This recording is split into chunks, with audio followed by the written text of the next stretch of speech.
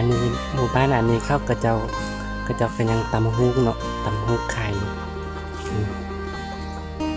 อันเป็นลูกไก่เนาะไก่ก็เจ้าตำฮุกไข่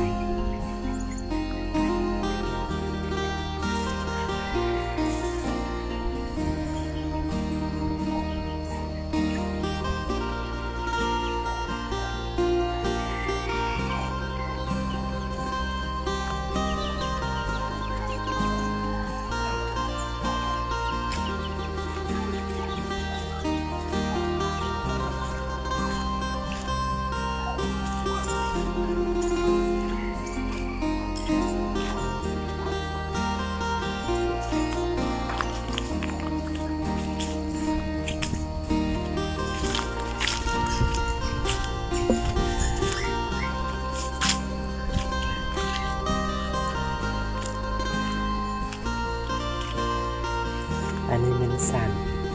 ลเจ้าเนาะศาลเจ้าพระเจ้าบูชาอืม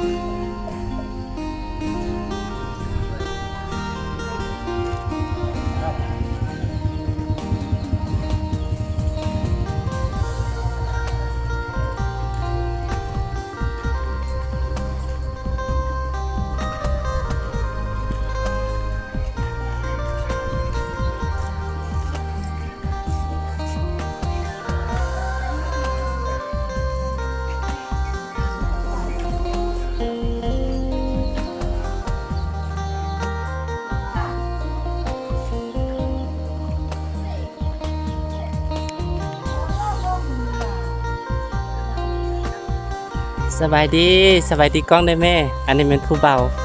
าไทยบ้านเด้ออันนี้นะอันนี้เป็นพระเจ้ามาขายยาง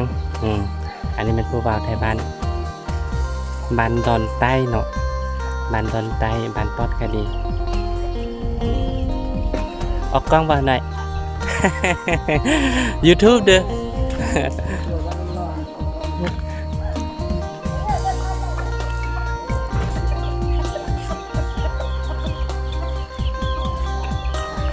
เอ๊ะ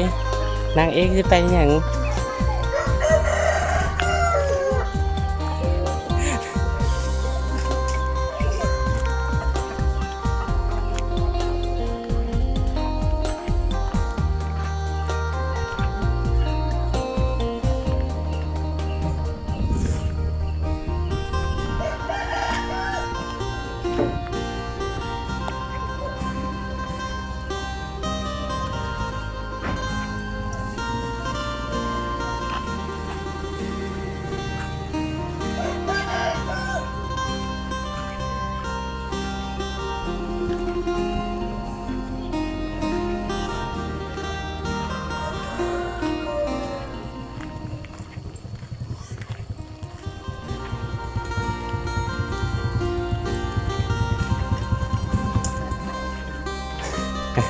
มาไทยเด้อ มาถ่ายลิ้นเสีย เลยค่ะ ตำอายุอันบ้านอันนึงคือเดี๋ยวว่าตำหูขายบางไล่ๆเนาะก็มีบนอันไปขายอยู่ทางใดวะ อำเภอบ่ลึก บันลือ ไปเฮอถึงของลึกมาจ้างตำล่ะ เฮ้ยปักกี้ไก่เนาะก็เจ้าก็ยังมาเนาะ เขาแท้ว ต้องไปส่งเฮอเขา ไก่กับไก่ลูกเฮิงมากคือว่าไก่เข้ามาไก่แล้ว เข้ามาตลอดไปว่าบ่ไก่เนาะ มาตลอดผมแน่ก็ยังมาส่งเครื่องหรือค่ายอย่างไอ้ดื้อ ไม่มี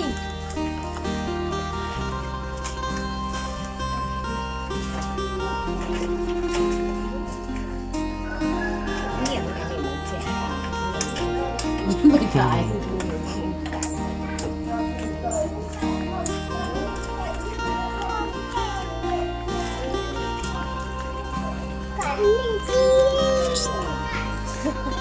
ก็เอาลูกเลย ใส่นี่เลย อันตาผู้บ่าวบ่เท่าอันสู้แห่มาฟ้าเราเห็นอันนี้เนาะอันนี้เป็นยังเขาจึงปะอันนี้อยู่ไหนนะพะสน อันนี้นะ บอกว่าตามันมืดใช่ตัวนี้มันข้าวอันนี้มันเอาจ้ำนี่มันจะเห็นทรงดี มันจะเห็นทรงดีเนาะ เท่าแต่มืดแล้วอายุ60 70แบบเห็นแล้วลูกยุคเรือหัน ฟ้าอยู่อันนี้ปิดก่อนเดดบ้างให้แห่งดีน้อง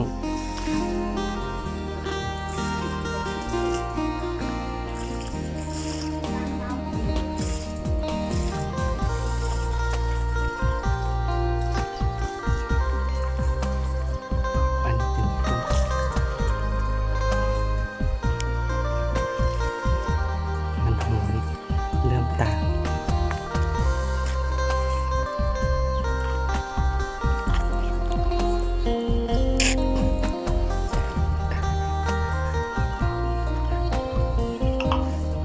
กระโดด